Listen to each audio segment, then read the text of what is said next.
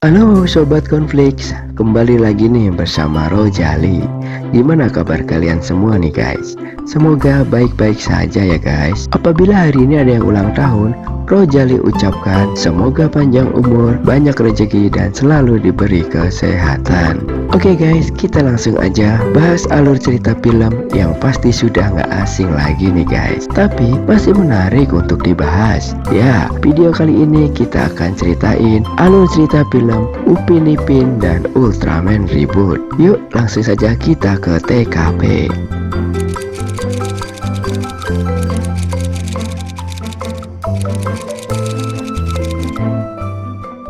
Upin dan Ipin, Mei Mei dan Mail ceritanya lagi patroli nih guys, muter-muter sambil lihat pemandangan. Namun tiba-tiba terlihat oleh mereka keadaan dalam kota yang sedang tercemar oleh kumpulan asap tebal. Penduduk pun terganggu dengan pencemaran asap tersebut nih guys. Upin Ipin dan kawan-kawan memutuskan untuk mencari tahu penyebab pencemaran asap ini. Sementara itu di dalam markas, Kapten Ehsan sambil ngemut coklat menyuruh Fiji dan Jarjit menghubungi Upin Ipin dan kawan-kawan untuk mengetahui keadaan mereka yang sedang patroli. Namun mereka lost kontak guys, tidak bisa dihubungi. Rusak kayaknya nih sambungan komunikasinya, atau kuotanya sudah habis yang membuat putus koneksi. Kemudian Kapten Ehsan menyuruh Hera Sawasan untuk membetulkan kerusakan ini. Kita beralih ke adegan di mana Mei Mei dan Mail sedang mencari penyebab pencemaran asap ini guys. Mei Mei dan Mail melihat di bawah sana sedang terjadi pembakaran lahan besar-besaran. Mei Mei dan Mail kesal guys melihat itu. Mei Mei berkata, inilah yang membuat udara menjadi kotor dan tidak sehat. Kita beralih di mana Upin Ipin berpatroli juga nih guys, dan mereka pun menemukan penyebab pencemaran ini. Ya, terlihat di bawah sana sedang terjadi penebangan hutan liar, sehingga hutan pun menjadi gundul. Mereka pun kesal melihat itu guys. Oke guys, kita kembali di mana Hera Sawasan sedang memperbaiki kerusakan. Ketika kerusakan sudah diatasi, terlihat oleh Hera Sawasan sesosok makhluk raksasa yang sedang melakukan perusakan hutan. Mail menyebut makhluk ini makhluk asing kilat. Terlalu panjang nih guys namanya. Dimana kalau kita ganti aja namanya menjadi monster api, lebih simpel. Oke guys, lanjut. Terlihat Mei Mei dan Mail berusaha untuk melumpuhkan monster api ini. Berkali-kali mereka menembakkan sinar laser dan rudal. Namun apa yang terjadi guys? Monster api ini kuat sekali. Tembakan sinar laser dan rudal ini tidak melukai sedikit pun tubuh si monster.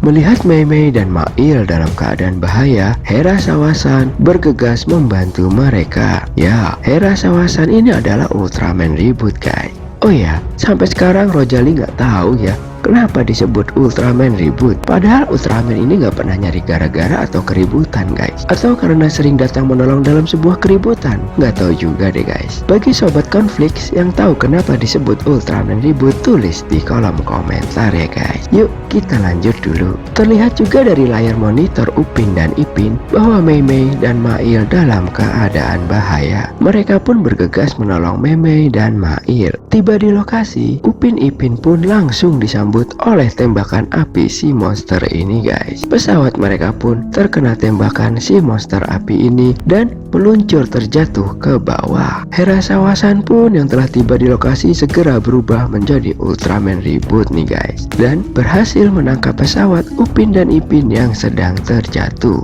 Setelah meletakkan pesawat tempur Upin dan Ipin, terlihat gantian guys. Giliran pesawat Mei Mei dan Mail yang terperangkap dalam bola api si monster ini dan menghempaskan pesawat mereka. Ultraman Reboot langsung bergegas mengejar dan menangkap pesawat mereka guys, dan berhasil. Ultraman Reboot kembali menyerang si monster api ini. Ketika Ultraman Reboot kewalahan, datanglah Upin Ipin membantu Ultraman. Kembali mereka menembakkan rudal ke arah si monster api ini. Ultraman Reboot tidak menyia-nyiakan kesempatan ini untuk melumpuhkan si monster. Hal ini malah membuat si monster api ini tambah ngamuk-ngamuk gak jelas guys, sehingga menimbulkan kebakaran yang besar. Upin Ipin pun bertindak cepat untuk memadamkan api yang ditimbulkan oleh si monster api ini, dan api pun berhasil dipadamkan. Kemudian Upin Ipin mengeluarkan alat penghisap asap agar asap-asap ini tidak menghalangi pandangan mereka. Kita kembali di mana pertempuran Ultraman Reboot dan si monster api masih berlangsung sengit guys. Si monster api ini menembakkan bola api ke arah Ultraman Reboot dan Ultraman Reboot berhasil menghindari. Namun bola api ini mengenai tiang saluran listrik bertegangan tinggi dan mengakibatkan melahirkan sosok monster baru guys. Di situ sih tertulis nama monster itu adalah Raksasa Halilintar.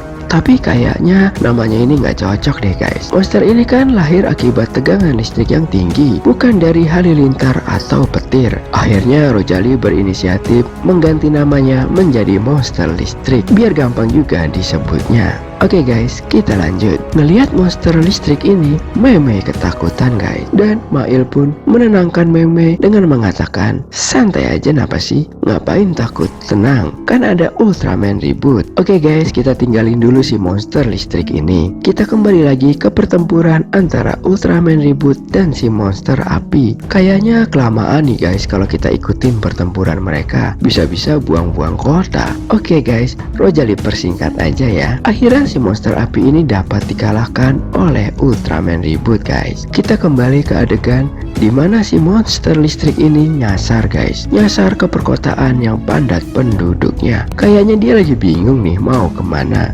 Kemudian Upin Ipin bersama Mei dan Mail berusaha menghalau si monster listrik ini dengan menembakkan rudal ke tubuh si monster. Namun kayak monster api yang tadi guys, monster listrik ini pun kebal. Rudal-rudal pun ini tidak sedikit pun melukai tubuh si monster listrik ini. Kemudian terlihat ada seorang anak kecil sedang terkagum-kagum dan terpesona melihat monster listrik ini guys. Ya, sampai melongo gitu guys. Dan si monster listrik ini kayaknya nggak suka guys, ia dikagumi oleh anak kecil. Akhirnya monster listrik ini ingin menyerang si anak kecil ini guys. Melihat itu Upin dan Ipin pun bergegas terjun dengan menggunakan parasut menolong si Secret Admirer ini guys. Gak lama setelah Upin dan Ipin terjun, pesawat yang ditumpangi Mei dan Mail pun terkena serangan listrik si monster dan meluncur terjatuh ke bawah. Ya, namanya terjatuh pasti ke bawah. Beda kalau sedang jatuh cinta, pasti membuat orang melayang ke atas. Oke guys, kita lanjut. Mei